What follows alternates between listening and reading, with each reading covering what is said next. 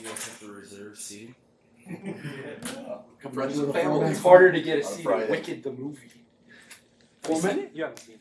Dude, I know. What? What is that? There's a movie called Wicked. I'm going to bring my daughter. Is it a big deal? Yeah, it's a big deal. Maybe June just came out? 23rd when you have time. Yeah, it's a spin-off of The Wizard of Oz. Yeah. Oh. There you go. Have you ever heard any conspiracies on The Wizard of Oz, the movie? Oh, yeah. They're intense. Oh, yeah. Can we do 15 minutes on that? Take a stance. So I was going to check in with you on I never get hurt. three defenders. Is Kendall Fuller out of concussion protocol? And how's it looking for Kohu and Anthony Walker? All right. What? Okay, Fuller first. Fuller, so he is appropriately within it, hoping that practice and then the part of the process after practice, hopeful that he'll be through it this afternoon. So we'll wait and see on that.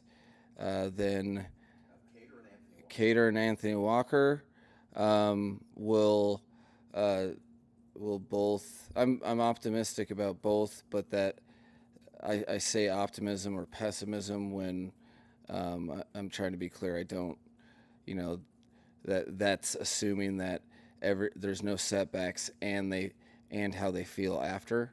But it's been positive for them this week, and we'll see what that lends.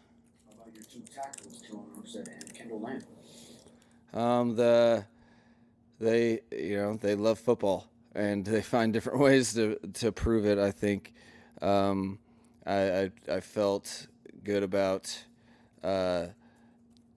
Tehran in much more physically dire situations. I think he's. That being said, we'll make sure that he's feeling good, and I'm not gonna put him out there if he's not capable. But I feel optimistic about it. So whatever that means. And then Kendall Lamb has had a very good week in terms of getting his body right. I feel optimistic about him too. But in the process, we've also been able to get some guys some reps, much needed reps, in case my optimism is in vain and one or both can't go. Chubb. Bradley Chubb. Him, we'll call him the window dudes. Okay, the window dudes. We had 3 of them this week, and you want to talk about needing all 3 days. I mean, especially, it's one thing if you're in season, you've played football during the season, whatever. We're talking about just today being a third of the evaluation process. So, going into it, Chris and I had been very firm with ourselves and disciplined to, all right, let's let Friday go through. Let's talk to the players, and then we'll have concrete discussions on what that means. But I think it is a lot to expect. I think you don't expect any one of those 3 guys to be able to play. However, you leave it open because again, you let the process play out with a third of that process left, and then we'll assess from there. This year against the Jets, you'll get to see your old coaching lead, Robert Saleh. What you think of how that all went down? I mean, I get to see. I coached with Jeff Ulbrich as well. Did you know that? And in Atlanta, I'm old. I don't. I have so many of my own problems. For me to weigh in on anything that's outside Dolphins, I think it's kind of worthless because it's not very educated. I haven't even. I guess I'm assuming that everybody else is having a glorious sunny day all the time. So I don't really have much to say other than that. I I I want to beat the Jets, regardless of whatever coach is coaching there, and I think our team does as well. Just a little housekeeping, a word we like to use. The Tyus Bowser and Cam Smith injuries, were they season-ending, or if you need them back, could they play again this year? At the beginning of December, it is always tricky. However, it's not it's up in question because it's around that time. It's not one of those. Basically, will you do the follow-up question? Will they be ready for training camp? I think they'll be ready for training camp. But whether or not they're back in the season, we're leaving that open to their bodies. And with Raheem, has the hip impacted how many carries you and Eric have given him? I think it's been 10 these last 4 weeks. Has that been a factor at all with him? I think there's a lot of factors at hand. I think he's been an unbelievable teammate in the process. He's had a couple things pop up that it wouldn't be fair to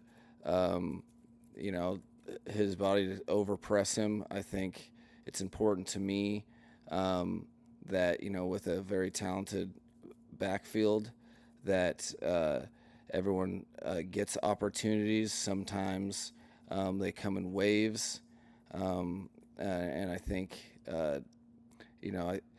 again, I've said it before, but it is not.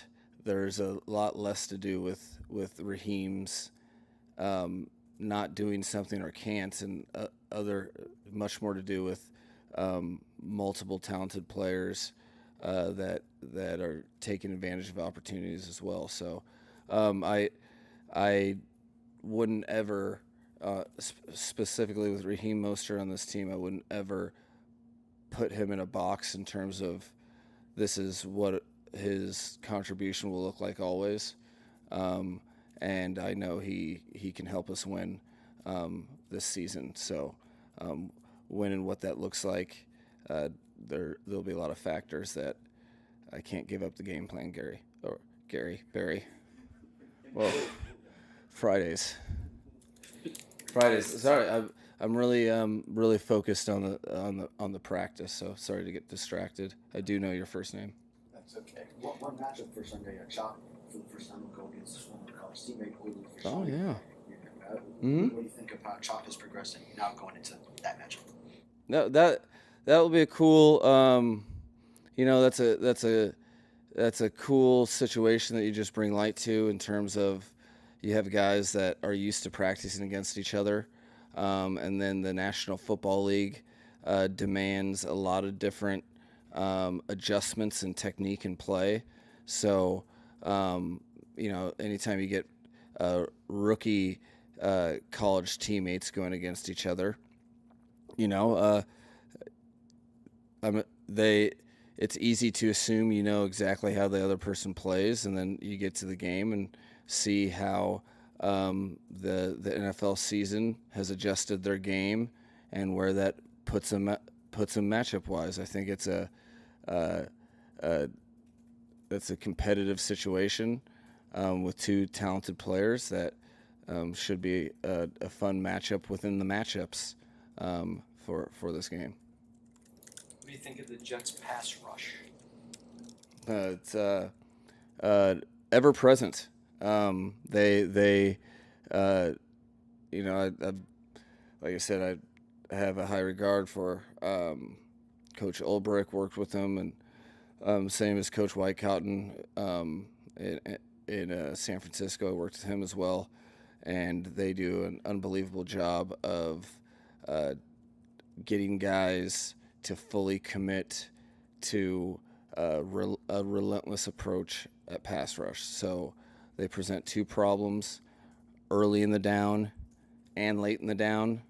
Their get off is as good as it gets in terms of coming off the ball and utilizing their technique. And then the one thing that is pervasive is they make a lot of plays in the run and pass game, but as pass rushers, they make a lot of plays late in the down as well. And those are generally the most impactful in games, because that's where turnovers, whether that be sack fumbles or pressure interceptions, that the system of defense thrives on it. It's almost a non-negotiable for that scheme is to have a pass rush that can go, and they are well equipped to be a dominant phase of football at any given time because of that pass rush.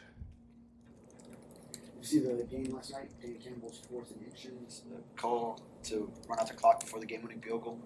I did not see it, but I've heard Detroit has gone for it on 4th down. Was it? Were you debating him? Did you think he should do it? A lot of people have. I could see. Did it work out? It worked out. Yeah, got the 1st down. No, I think you're always at the end of football games.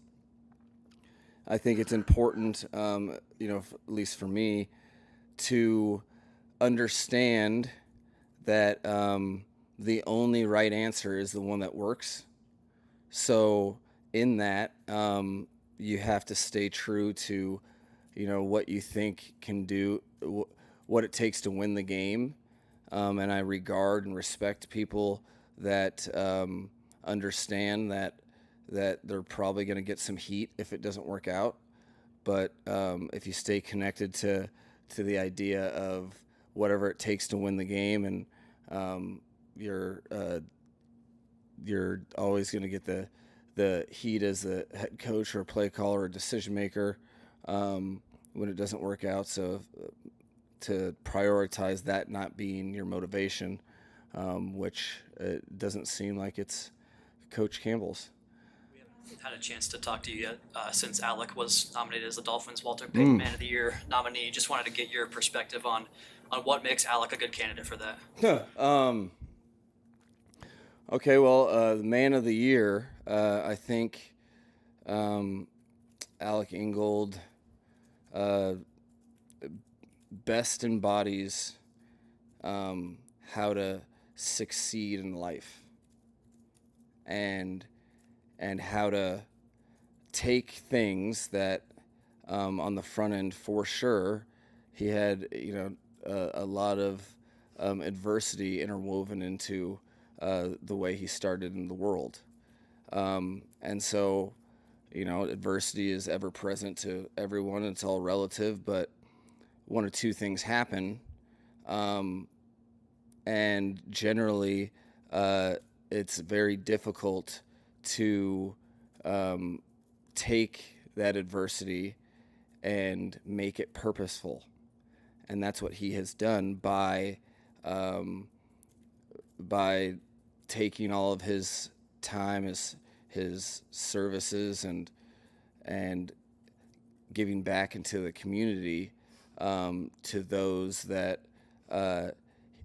he knows could fall, that he knows that